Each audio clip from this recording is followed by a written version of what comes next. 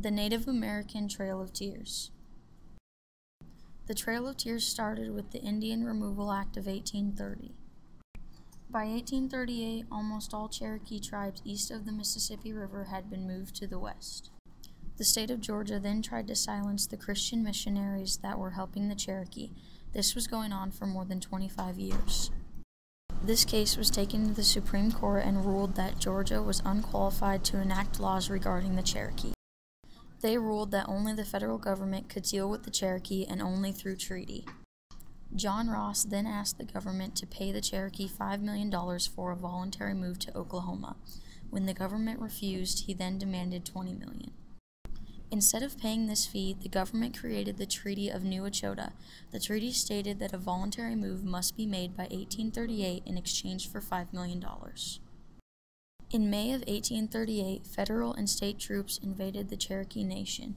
They moved the Native Americans into forts until they could be moved to the starting points of their journeys. The two main starting points were Chattanooga or the government agency at Rattlesnake Springs in Tennessee. The loss was very high for the first travelers heading west. Ross then asked Winfield Scott for permission to lead the parties himself in the cooler weather. Scott said yes, and Ross's plan worked. Traveling was harsh with the cold winter of 1838 through 1839 and the indifferent attitudes of settlers along the way of the journey.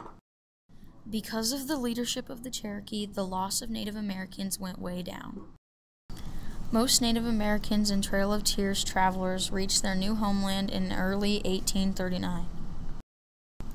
At the beginning of the journey, the group of travelers consisted of about 16,000 Cherokees and 1,000 black slaves.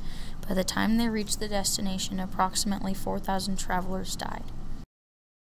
Because of the high death toll, today the path that they took is now known as the Trail of Tears.